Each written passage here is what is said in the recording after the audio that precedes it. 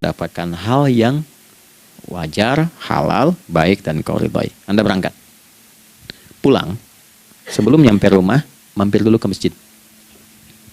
Masjid terdekat dari rumah aja. Sholat 2 rakaat, situ. Ya, sholatnya bisa sholat wudhu, tahiyatul masjid, dan sebagainya. Setelah itu pulang. Doa dulu habis sholat. Ya Allah, aku telah berikhtiar seperti apa yang telah Engkau perintahkan. Sekarang aku memohon rizki darimu seperti apa yang telah Engkau janjikan. Kalau dengan semua ikhtiar ini belum cukup menurunkan rizki darimu, maka mohon tunjukkan padaku saat ini dengan cara apa lagi aku mesti berikhtiar. Oke? Silahkan Anda pulang dengan suasana itu ke rumah dan lihat apa yang terjadi. Rasakan bedanya, bedakan rasanya, dan pasti terasa bedanya. Gak ada kesan yang lain pada jiwa. Jadi yang dibawa ke rumah itu bukan aura kantor, bukan aura jalan yang macet, tapi ada ketenangan, kenyamanan, dan kenikmatan. Kalau teman-teman mau pakai sunnah sahabat ini dalam dunia pekerjaan dan Anda lakukan, coba sehari ini saja, rasanya pasti beda. Ya, ini bagian pertama. Nah, ketika kita ingin datang menghadap Allah dan mulai membawa rencana kita, kan perlu isyaratnya kan, kapan dimulai? Gak bisa tiba-tiba saya bangun jam 3 langsung sholat subuh, kan tidak begitu. Ya kan? Mesti ada satu sinyal dulu, yang dari sinyal itu ada feedback pada diri kita untuk merespon, gitu kan? Nah, pancaran respon atas sesuatu yang memancar akibat satu hal yang terjadi. Kalau di gaya itu kan, kalau ada gaya gerak, gaya dorong kan? Ya, kalau nggak salah F1 sama dengan F2 kan?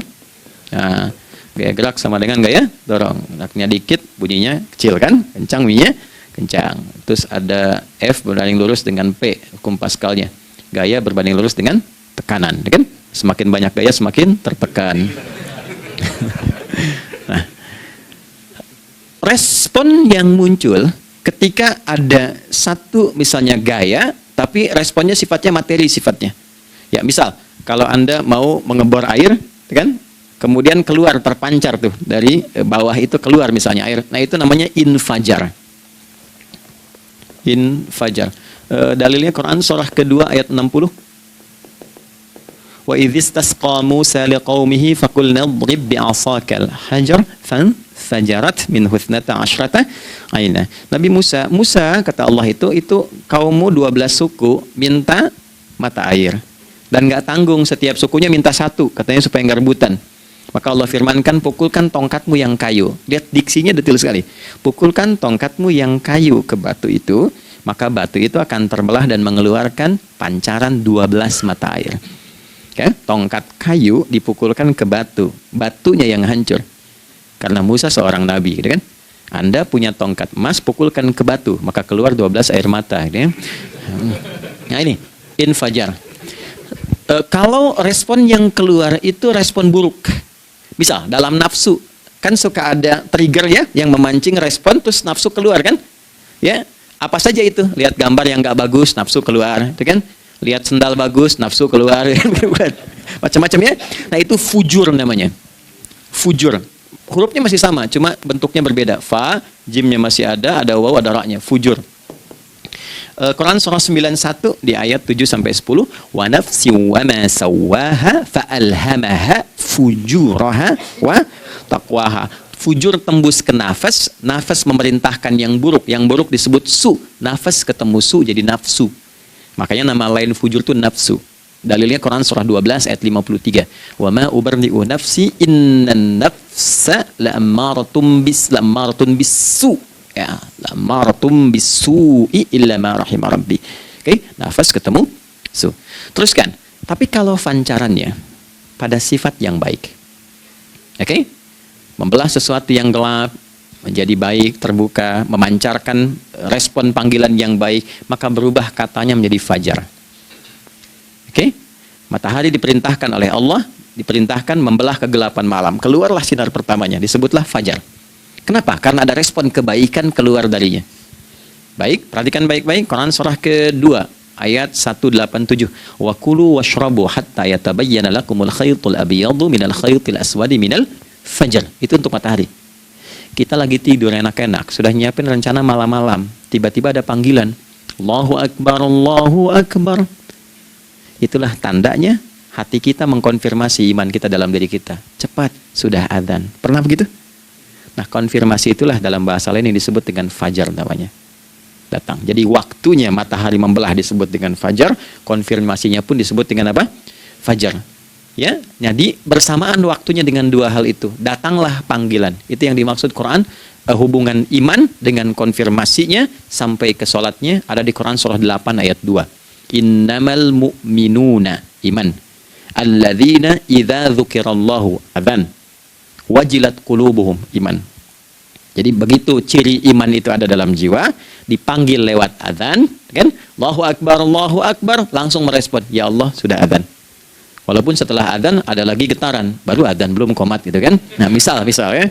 Nah, tapi inilah fajar. Jadi maksudnya rencana Anda ini agak jarang dibahas ya. Mohon maaf, ilmu ini agak jarang. Jadi jangan Anda bilang saya bid'ah, bukan. Ya, bukunya ada, referensinya ada. Cuman karena jarang dikaji, jangan sampai kekurangan pengetahuan menghukumi yang tahu jadi salah gitu. Ini poinnya. Jadi saya kalau bahas satu masalah itu bukunya saya kumpulkan. Tafsir awal sampai akhir yang ada apa, buku-buku tentang sholat apa, baru kita keluarkan. Jadi bagian topik-topik tertentu yang dibahas. Problemnya ketika membahas tentang ibadah cuma dua. Satu tentang bacaan, doanya apa. Yang kedua tentang gerakan, bagaimana mengerjakannya. Yang ketiga jarang dibahas hikmahnya apa. Padahal rumus dalam ibadah itu dalam fikih tiga-tiga mesti dipakai. Ini Quran surah kedua ayat berapa? Ayat 129. Rabbana wab'ats fihim rasulan minhum yatlu 'alaihim ayatika ini wa yu'allimuhumul kitaba ini wal hikmah ini. Barulah kita mendapatkan sesuatu yang baru. Ya. Ini wa yuzakkikum dan di 151 Al-Baqarah wa yu'allimukum ma lam takunu ta'lamun. Jadi ini bukan ilmu yang baru, bukan, belum tahu saja. Jadi selama ini yang kita kerjakan jangan sampai terbatas pada ritualnya saja untuk mencukupkan ini. Hubungan ritual dengan ini apa gitu. Ya, jadi subuh ini mengkonfirmasi bahwa ada satu keteraturan dalam kegiatan kita. Ya, alhamdulillah. 2, siang. Oke, setelah subuh, fajar, salat apa? Zuhur. Oke, saya tanya pada Anda, zuhur itu artinya apa? Sudah, cukup katakan Allahu a'lam. Waktunya terbatas ya. Nah, sahabat ditanya nggak tahu Allahu a'lam. Anda sahabat bukan, tabi'in bukan. Allah. Waktu tinggal 4 menit lagi. Oke, teman-teman, kalau kita jeli, ini kan sholat dikerjakan di siang hari kan?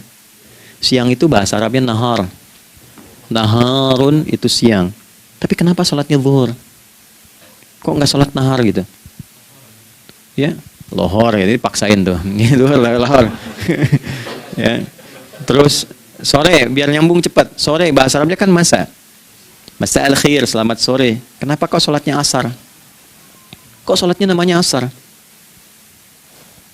Oke. Maghrib, isya. Isya kan malam kan? Kenapa nggak lail? Lail itu kan malam. Kalau ada yang istimewa di malamnya itu lailah namanya. Makanya ketika turun Al-Quran disebut Lailatul Qadar. Karena malamnya istimewa. Beda, lail dengan lailah itu beda. Lail itu waktu malam, lailah ada yang istimewa di malam itu. Ya, jamaknya lail, layali, lela, lili, lala, itu malam. Ibu lili, ibu malam-malam. Ya.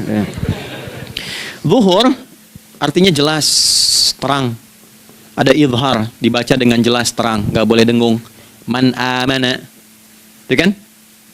Ya, min husni, harus jelas. Ya, ada a jelas.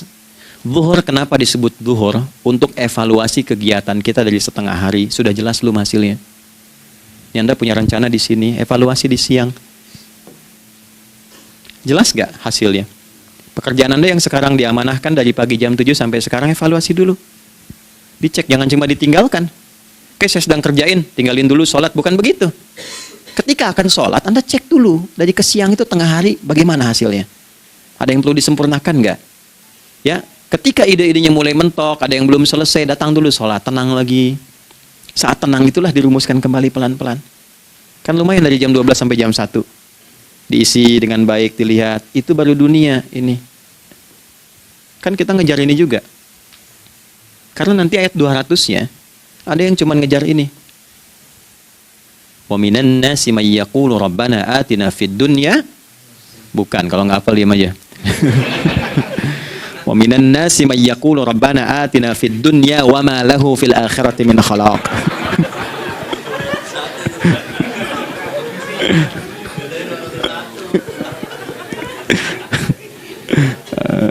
Udah, paham kan?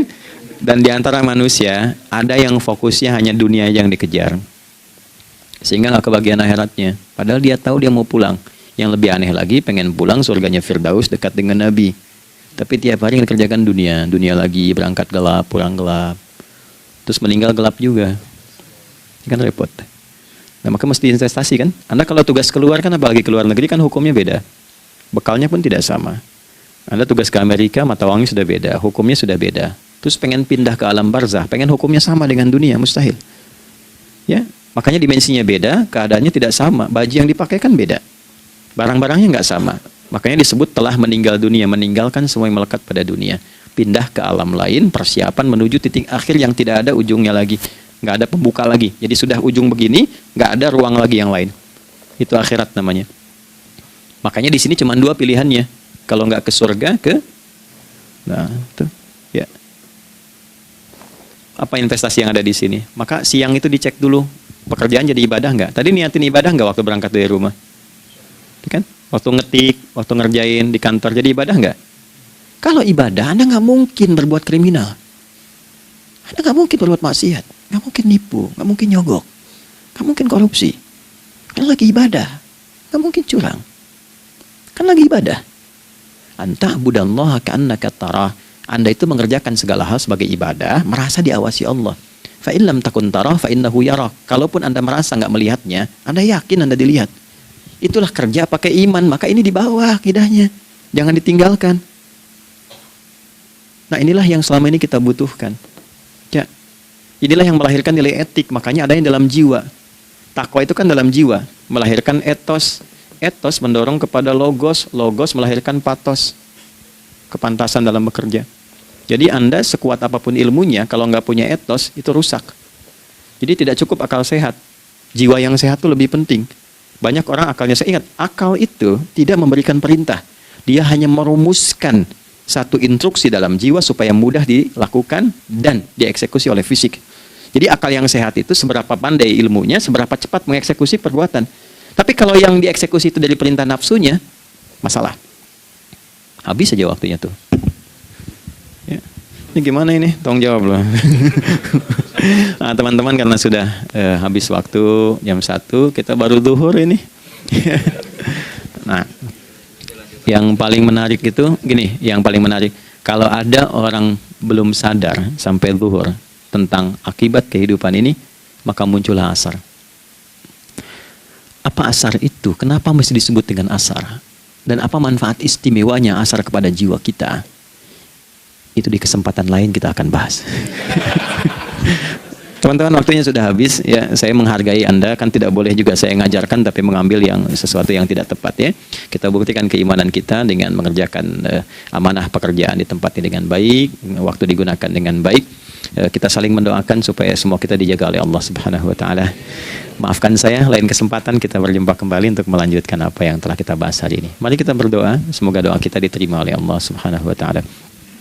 اللهم تقبل منا إنك أنت السميع العليم وتب علينا إنك أنت التواب الرحيم نحمدك كما علمتنا أن نحمدك ونشكرك شكرا كما علمتنا أن نشكرك أنت المقدم وأنت المؤخر بيدك الخير إنك على كل شيء قدير. Ya Allah, kami memujimu seperti Engkau mengajarkan kami untuk memuji dan bersyukur atas segala nikmat-Mu seperti Engkau bimbing kami untuk mensyukuri segala nikmat-Mu.